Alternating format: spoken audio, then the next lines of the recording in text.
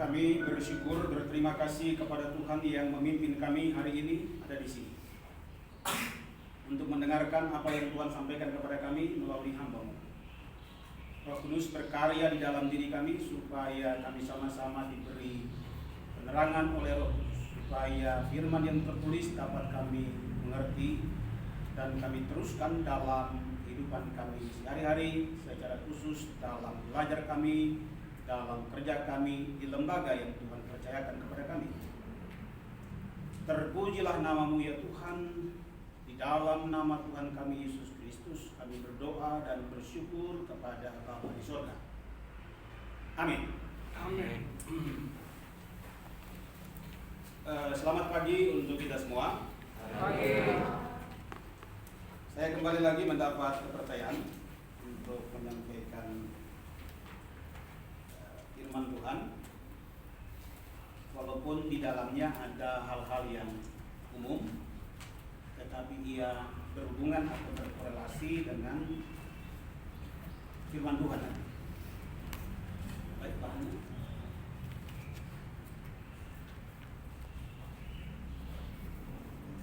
Ya, ini bukan judul. Ini ingin mendapat sebuah inspirasi. Dan topiknya seperti apa nanti kita akan lihat secara bersama. Jadi di kamar itu kutemukan inspirasi homilia. Maksudnya homilia itu penjelasan firman Allah, atau orang sering sebut dengan khotbah, penguraian, itu masuk kategori homilia. Beberapa waktu yang lalu saya masuk ke kamar mandi yang ada di perpustakaan. Lalu saya mengarahkan mata saya, kemudian melihat cermin.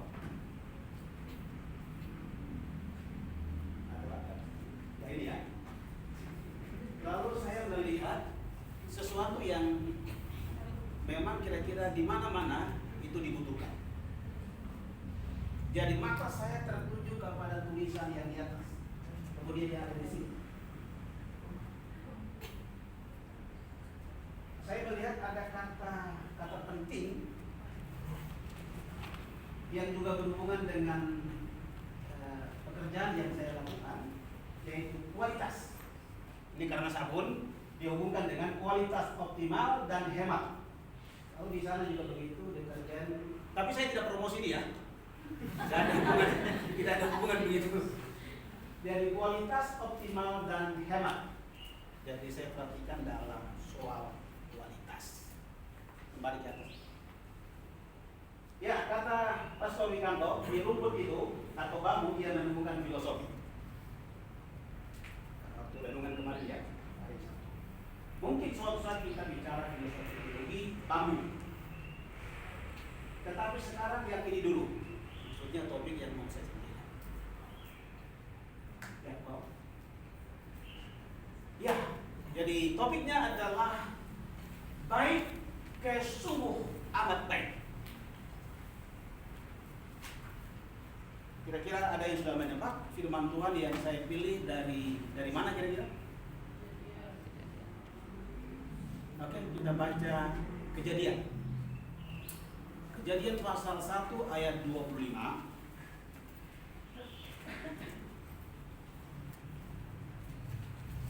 Dan juga ayat yang ke-31. Saya loncat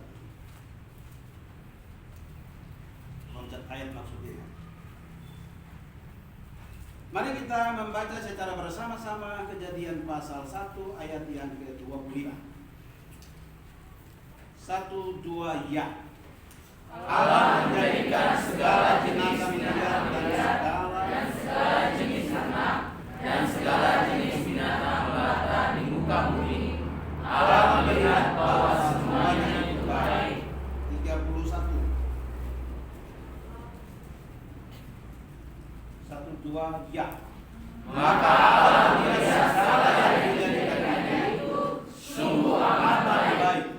Jadilah petang dan jadilah pagi. Itulah hari keenam. Nah, ini Tuhan Allah melakukan semacam penilaian atau ya evaluasi terhadap apa yang Dia ciptakan. Tidak berarti bahwa ciptaan Allah itu kurang sempurna sehingga perlu ada evaluasi, tidak. Tetapi ada hal yang menarik yang dikemukakan oleh penulis kitab ini, baik dan sungguh amat baik. Saya mencoba membaca beberapa tafsiran, tetapi saya mengabaikan itu. Saya memberikan ruang bagaimana Roh Kudus bekerja di dalam pikiran saya untuk menemukan sebuah makna.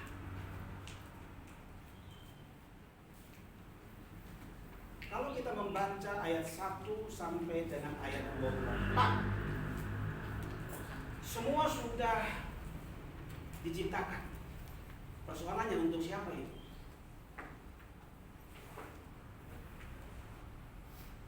Pisang misalnya, siapa yang harus makan? Mungkin ada monyet dan lain sebagainya.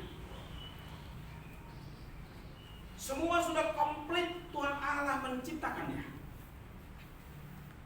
Dia katakan itu baik.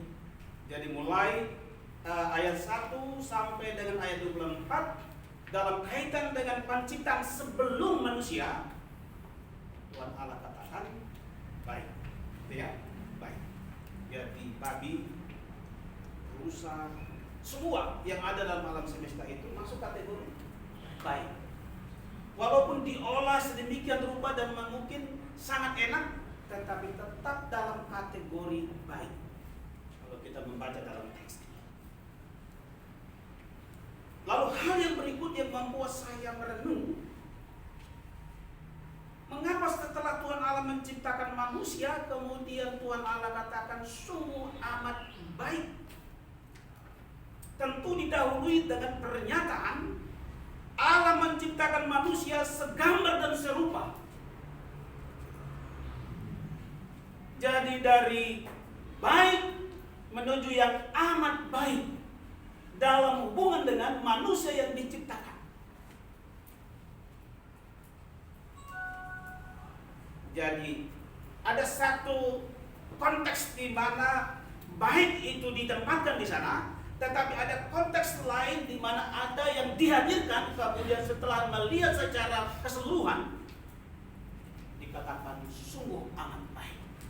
Jadi manusia itu diciptakan oleh Tuhan Allah segambar dan serupa. Saya lebih cenderung melihat segambar dan serupa itu dalam konteks logosnya atau firman-Nya. Karena melalui firman-Nya Tuhan Allah menciptakan alam semesta ini. Lalu melalui logosnya manusia ada sesuatu yang dihasilkan. Jadi saya kagum bagaimana Tuhan Allah setelah menjadikan alam semesta ini kemudian manusia yang segambar dan serupa termasuk generasi selanjutnya. Walaupun nanti dalam pasal 3 kita membaca manusia itu berdosa, tetapi segambar dan serupa ada pada manusia. Maka dia katakan sungguh amat baik. Kita lanjut dulu. Ya, biasanya baik, sungguh amat baik dalam dunia ini kadang dihubungkan dengan kata kualitas atau mutu atau standar. Ya, ini memang pernah saya orasi. Di sana saya menyatakan bahwa kualitas atau mutu adalah tingkat baik buruknya, taraf atau derajat sesuatu berupa produk dan jasa. Perusahaan menghasilkan produk-produk tertentu, pabrik menghasilkan produk-produk tertentu dalam rangka memenuhi kebutuhan pengguna. Sehingga dalam memenuhi kebutuhan pengguna itu apakah bermutu atau tidak? Ada yang melihat bahwa bermutu itu sejauh mana produk itu memenuhi kebutuhan pengguna.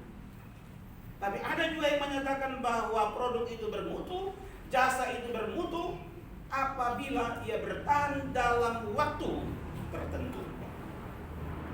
Kemarin waktu ke sini saya dari rumah biasa dengan proyek, lalu ada pembangunan gorong-gorong begitu ya. Saya melihat itu campuran. Setelah setelah beberapa bulan saya lihat sudah mulai rontok. Gitu. Lalu saya bercakap dengan tukang ojek. Saya bilang, perhatikan kualitas bangunan peninggalan VOC, katakan begitu, atau peninggalan Portugis, sampai sekarang masih bertahan. Mengapa? Karena kualitas. Coba kalau itu diperhatikan, maka banyak anggaran yang bisa diefisienkan untuk kebutuhan-kebutuhan yang lain. Sehingga kalau saya pulang pergi melihat bangunan, khususnya jalan, itu mungkin ada permainan dalam soal campuran. Ada campuran-campuran yang tidak berkualitas. Bagian atasnya mungkin disiram semen minyak begitu supaya kelihatan bagus. Tetapi beberapa bulan kemudian hancur. Lalu keluar anggaran lagi. Kita lanjut. Ya, ini nanti dibaca saja. Ada banyak pandangan tentang kualitas. Tetapi saya ingin menekankan bagian yang bawah.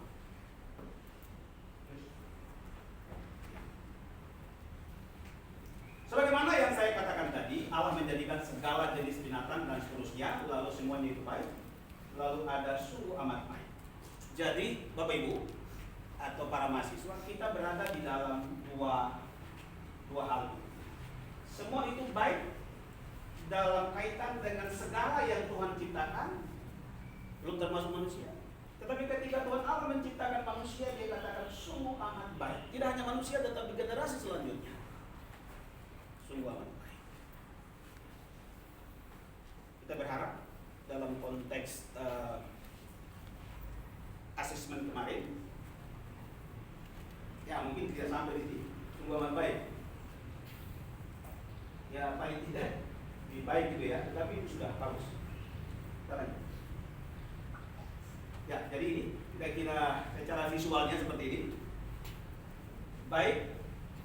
Itu ada jerapah dan lain sebagainya, itu baik. Ada ikan, baik, ya. Tapi waktu Tuhan Allah menciptakan manusia itu Adam dan Hawa, lalu Dia bilang itu amat baik, sungguh amat baik.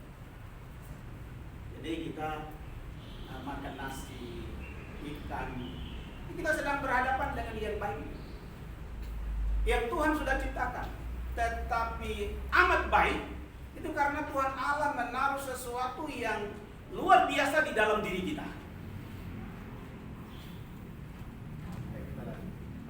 Ya, ini hanya bisa diciptakan oleh manusia yang dicipta segambar dan serupa. Monyet nggak bisa. Kalau monyet bisa, saya kira di hutan-hutan ramai nih.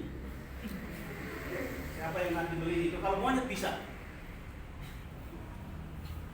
Maka mari kita memperhatikan diri kita dalam penciptaan Tuhan Allah. Saya termasuk kategori penilaian sungguh amat baik. Walaupun nanti Adam dan Hawa itu melakukan dosa, lalu manusia jatuh ke dalam dosa, tapi bahwa manusia berada di dalam penilaian sungguh baik. Karena apa? Ada kemampuan-kemampuan yang Tuhan Allah berikan kepada manusia, yang olehnya manusia menggunakan kemampuan akalnya mengubah sumber daya alam ini, sebagian atau seluruhnya, menjadi alat dalam rangka mengatasi masalah. Karena kalau Tuhan Allah tidak memberikan manusia segambar dan serupa, saya kira tidak ada tiang ini yang mungkin dibuat dari besi. Ya mungkin kita orang teologi tidak mampu berpikir bagaimana membuat itu supaya menjadi besi itu diolah dari apa? Itu mereka yang punya otak. Otak yang mungkin 4 koma yang suka dengan hitung-hitungan matematika dan sebagainya, yang jenius, ya mereka bisa menemukan itu.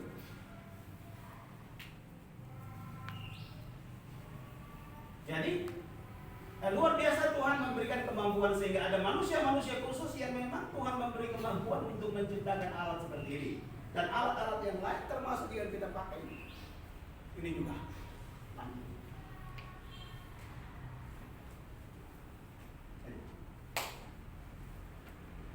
Lalu mutu, apa perlunya standar? Jadi Tuhan Allah katakan baik dan sungguh amat baik. Kalau begitu kita bicara standar. Ketika bicara standar, maka kita sedang juga bicara tentang pengakuan. Ketika standar itu dicapai atau melampaui standar, maka kita ada pengakuan. Kalau di Indonesia itu kan ke dalam kita melakukan, tetapi keluar itu dilakukan oleh pemerintah melalui Badan Akreditasi Nasional. Kalau perusahaan saya belum tahu. Kira siapa yang mengaudit standar untuk perusahaan dan lain sebagainya, saya tidak paham. Tapi kalau untuk pendidikan, lembaga pendidikan, ya pemerintah melalui lembaga akreditasi, baik itu yang dikelola pemerintah maupun yang mandiri. Jadi ada pengakuan. Tetapi selain itu, dalam rangka perlunya standar, ada perlakuan yang adil. Jadi semua diperlakukan secara adil. Karena apa? Ada standar. Coba kalau tidak ada standar, dia akan apa? Berlaku semaunya, seenaknya. Tapi kalau ada standar, maka standar itu mesti diikuti. Sehingga semua memperoleh apa yang disebut dengan keadilan. Ada standar yang mesti diikuti. Jadi bukan karena saya suka atau tidak suka, tapi ada standar yang memang kita tetapkan. Maka kemarin pertanyaannya, dalam bagian-bagian tertentu, apakah ada standar yang ditentukan? Waktu saya ditanya tentang audit keuangan, saya sedikit bingung begitu. Saya katakan ya, nanti saya dikejar lagi dengan bukti. Tapi saya mendengar bisikan-bisikan dari teman dan lebih menguatkan saya adalah dari perusahaan. Ada kok, nanti kalau diminta hasil ya, tentu kita minta tolong dari perusahaan audit. Karena profesor itu saya bilang sangat bagus. Artinya dia bertanya sesuai dengan data yang kita laporkan. Bukan sesuatu yang mengada-ada, tetapi kemampuan dia untuk mengelola sampai semua potensi itu muncul dari alumni dan lain sebagainya. Jadi ada pengakuan. Misalnya kalau kita nanti hasil daripada asesmen lapangan kemarin, kalau kita berada pada baik, ya itu pengakuan. Pengakuan pemerintah terhadap status lembaga pendidikan kita. Maka kita yang berkarya dalam lembaga pendidikan, mahasiswa berada di dalam lembaga yang diakui oleh pemerintah. Kemarin saya coba memunculkan 11 itu sebagai bagian yang apa? Melampaui, lalu ada beasiswa gitu kan ya. Itu biasa, beasiswa itu biasa di tempat-tempat lain juga begitu, tetapi ada yang melampaui itu. Paling tidak misalnya selain Badan Akreditasi Nasional, kalian punya apa? Usaha untuk akreditasi, misalnya ada yang berpusat di Filipina dan juga di tempat-tempat lain, itu melampaui. Jadi ada mencapai standar tetapi juga melampaui. Saya dulu kemudian berpikir ya. Oke, jadi lembaga ada persoalan terbatas, kemudian ada PT, ya saya termasuk ada di dalamnya di PTT IKSN. Jadi personal perlu ada standar. Karyawan, staf, dosen, mahasiswa mesti ada standar. Dan standar itu harus diikuti. Kalau tidak ada standar, orang akan apa? Bertindak semaunya. Baik itu di dalam penilaian dan seterusnya mesti ada standar. Kalau tidak, dosen akan melakukan sesuatu seenaknya. Dia mesti punya standar.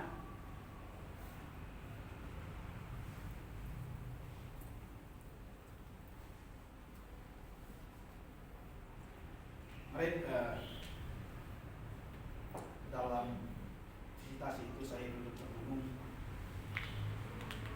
ketika teman-teman memasuki karya kinerja dosen, mulai dirinci buku, kemudian jurnal dan seterusnya. Saya melihat ya, ada teman-teman yang punya beberapa buku. Sebagaimana yang saya pernah opakkan di sini, daun sirih. Kalau kita membutuhkan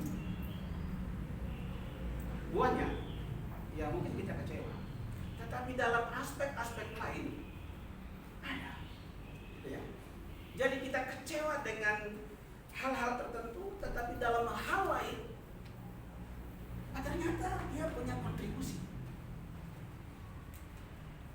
Misalnya ada teman-teman yang punya buku, ketika kolom tentang buku, diisi beberapa dosen yang punya buku seperti Pak David, kemudian Pak Mike, yang lain. Saya ada tetapi masih dalam konteks book chapter. Saya juga memang punya kerinduan menulis buku, tapi ya masih dalam bulan. Ada banyak sih sebenarnya, tapi belum ada upaya untuk membukukan secara teratur sebagaimana yang dilakukan oleh Lukas. Jadi ada karyawan, dosen, jadi kita mesti standar.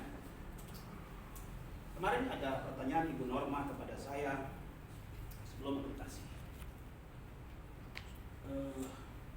Apakah sudah ada monitoring dan evaluasi?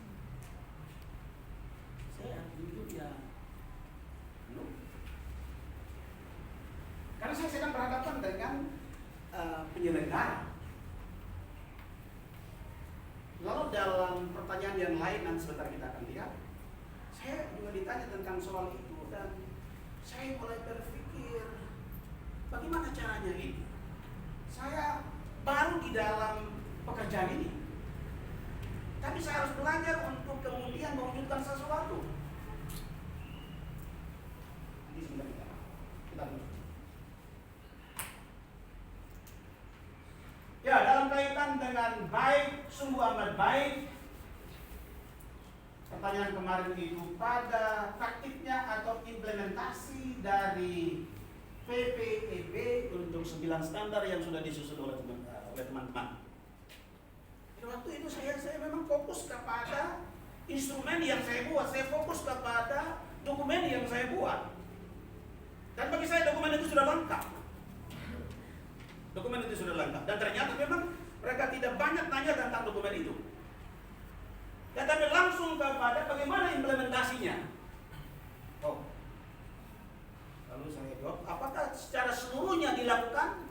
Saya dibantu oleh Pak Martin. Pak Martin bilang baru sebagian. Gitu Pak Martin ya? Sebagian. Sehingga nanti waktu rekomendasi muncul kalimat sedang. Terima kasih Pak Pastor bilang, ya sudah itu memang kenyataannya begitu. Kalimat sedang dalam proses karena kita melakukan sebagiannya belum.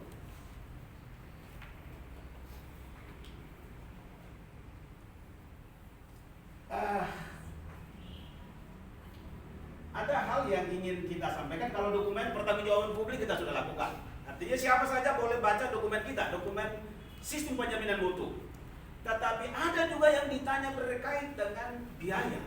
Saya pikir ini perlu juga untuk disampaikan kepada publik dalam kaitan dengan pengguna.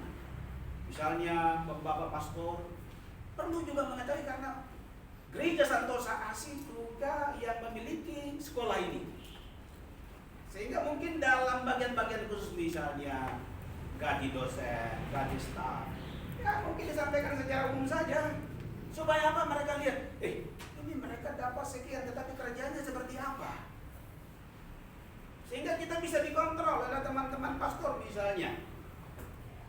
Paling pertanyaan itu muncul.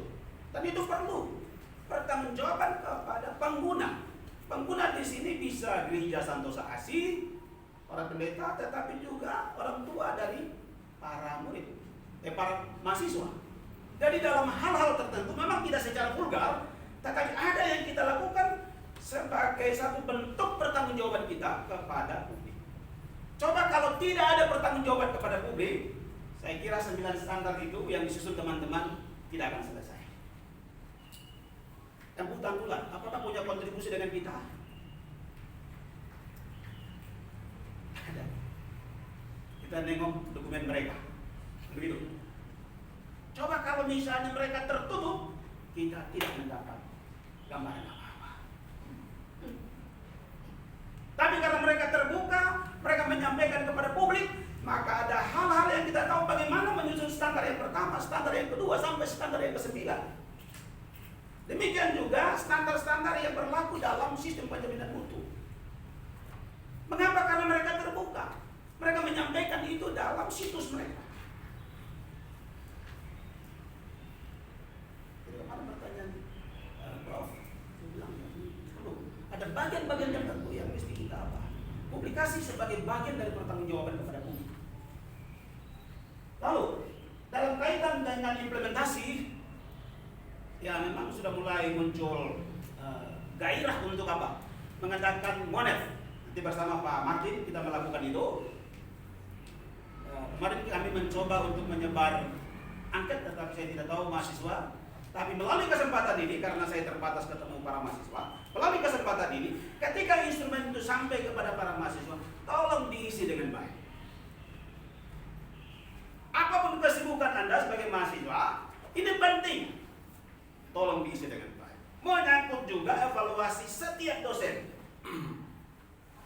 Misalnya RPS yang dibuat, rumusan tujuan yang dibuat, kita akan evaluasi semuanya. Apakah sesuai standar?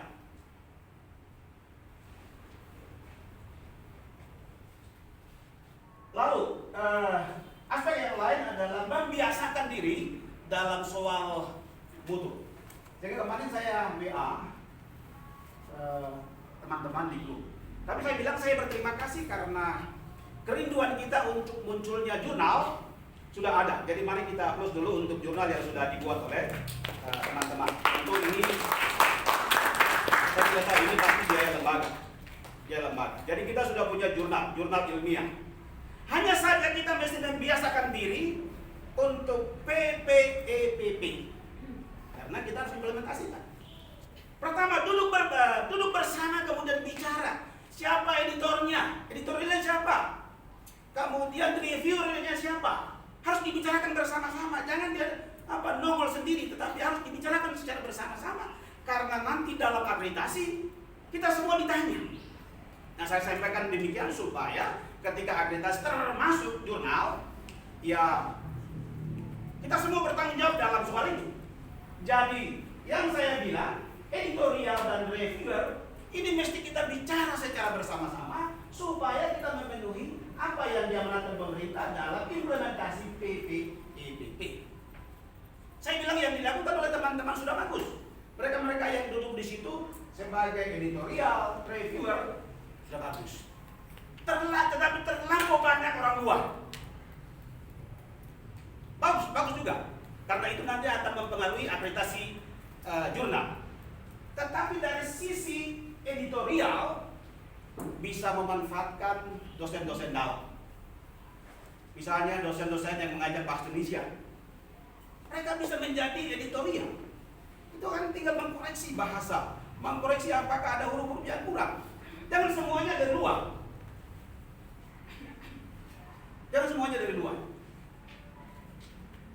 Jadi ada yang khusus review juga harus ada berimbang. Teologi berapa dan pendidikan agama Kristen berapa? Karena nanti ada topik-topik yang berhubungan dengan pendidikan agama Kristen dikasih ke reviewer yang memang punya konsen dalam pendidikan agama Kristen. Kemudian yang teologi kasih ke mereka reviewer yang memang betul-betul di bidang teologi. Ya sedikit paham karena saya juga menjadi reviewer di salah satu jurnal.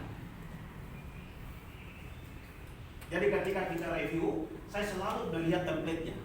Kemarin saya melihat template mungkin belum dipublikasi, tetapi harapannya adalah teman-teman bisa mempublikasi template-nya itu, karena itu template itu penting. Misalnya di dalamnya ada kebaruan dalam penelitian, sehingga hal-hal yang dianggap belum baru sebaiknya tidak usah dipublikasi. Tapi hal-hal yang baru itulah yang dipublikasi. Atau orang sebut dengan novelty. Nanti kami akan mengikuti pelatihan pada tanggal 16 dan 17. Moga-moga ada kesempatan untuk kita bertanya seperti apa novelty atau kebaruan di dalam penelitian. Lanjut. Ya, ini perlu kita berikan secara bersama supaya ke depan sekolah kita tidak dinilai 5 kali. Dulu tempat di mana saya studi ada ejekan. sekolah tidak ada ijazah. Nanti takut-takut kita dianggap Pancasila, kuliah Pancasila. Kalau begitu disiasati supaya 16 kali. Lalu saya setiap hari Senin itu meminta kepada Pak Ketua PA, Pak Ketua mohon izin karena saya mengajar di tempat lain. Jadi kalau saya tidak masuk, ya saya kasih alasan mengapa saya tidak masuk. Saya bilang saya mengajar di tempat lain. Di sana mereka tentukan 8 dan 10. Lalu bagaimana pertanggungjawaban saya kepada publik? Harus 16 kali pertemuan. Saya buat di situ dan bisa diakses di blog saya. Walaupun ketika dilihat itu bagaimana 16 kali? Orang cuma sekian jam. Bagaimana itu bisa tercapai? Sehingga kalau misalnya dokumen itu jatuh ke tangan orang lain, ya orang akan anggap bahwa apa? Sekolah kita ya kurang memperhatikan dalam standar. Suatu saat mungkin saya pernah sampaikan di sini, ada yang mengambil karya saya, menerbitkan buku, lalu saya mulai coba cek latar belakang sekolahnya. Kira-kira doktornya dia diambil dari mana? Jangan-jangan dokter hukum gitu. Maksudnya tiba-tiba tidak kuliah tapi dapat doktor. Saya coba lihat, oh ternyata dari salah satu sekolah, saya tidak usah sebutkan sekolahnya. Lalu bertambahlah penilaian saya yang buruk terhadap sekolah ini. Dan saya berharap bahwa ini kita perbaiki ke depan, 5 kali ini kita perbaiki ke depan secara bersama-sama. Kalau kita mau supaya implementasi PPP sehingga pada waktu di kemudian hari kita berjuang supaya bagaimana kita naik lagi. Tidak mungkin kita terus ada di B, tetapi kita paling baik. Paling tidak kita naik lagi bertahap sampai kepada yang puncaknya amat baik atau unggul. Nah, dalam rangka itulah Ibu Norma sudah mulai mendorong dosen-dosen untuk mengikuti pelatihan dan loncatannya luar biasa ke Scopus. Ya berat enggak, tetapi karena sudah dorongan mau tidak mau harus diikuti. Karena masuk ke sana itu paling tidak Inggris akademis juga bagus begitu ya. Ini kita akan mencari mereka yang Inggris akademisnya bagus. Karena apa? Menerjemahkan atau mentranslate artikel kita. Lanjut. Ya ini yang disampaikan dalam waktu singkat dan itu membuat saya gelisah. Saya mencari informasi benchmarking itu seperti apa. Kalau perusahaan-perusahaan saya lihat banyak, tapi untuk lembaga pendidikan saya bilang apa ini? Ya memang studi banding, tetapi apa yang mau dilihat di sana kita ada. Jadi ini disiapkan dalam waktu waktu yang singkat begitu. Terus, ya ini. Waktu itu di sini saya bertanya kepada Prof, bolehkah ini kami ambil sebagai benchmarking? Lalu sengaja lagi, bolehkah mundur ke tahun belakang di bidang waduh, ini bapak-bapak ini pendeta, gimana ya? Langsung saya, kita memberi banyak contoh. Akhirnya saya bilang oke, kita buat tahun sekarang. Jadi itu ada profesor, itu kita buat. Lalu kemarin itu dalam asesmen kita bilang kita mengatakan itu dan kita sebut cookie. Dan memang betul, Prof ini rekamannya bagus sekali. Semua yang kita sampaikan dia sampaikan di dalam rekomendasi.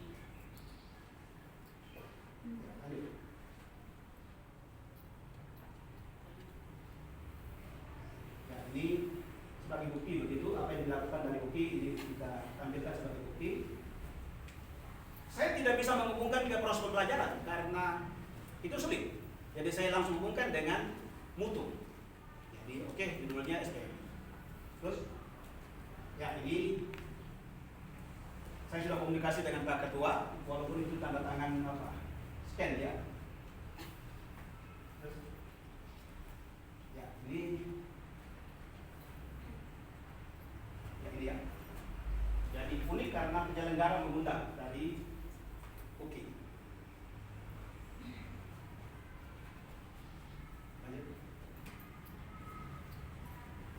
Ya, lalu kita pada implementasi model, monitoring evaluasi.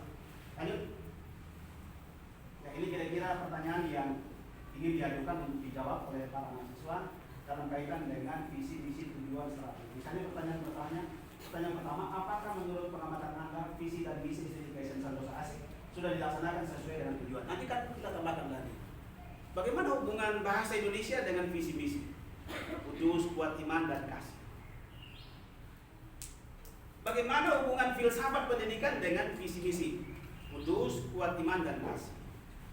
Ya tentu orang yang kudus, kuat iman, kasih mesti menggunakan bahasa Indonesia secara baik. Jadi semua mata kuliah ada hubungan. Ya, lanjut. Ya, ini saya tunjukkan saja supaya ketika ini sampai kepada para mahasiswa, tolong diisi secara baik. Sarannya jangan IKSN maju, jangan, gitu ya. Seperti kemarin dalam instrumen yang kita sebar, IKSN hebat, bukan itu sarannya. Saran apa yang Anda hendak berikan untuk kemajuan lembaga kita? Terusnya. Ini model terkait dengan tata pamong, tata kelola, dan masih banyak lagi. Ini hanya saya tunjukkan sebagai saja. Oke. Ya, akhirnya salam standar untuk menuju yang unggul. Terima kasih.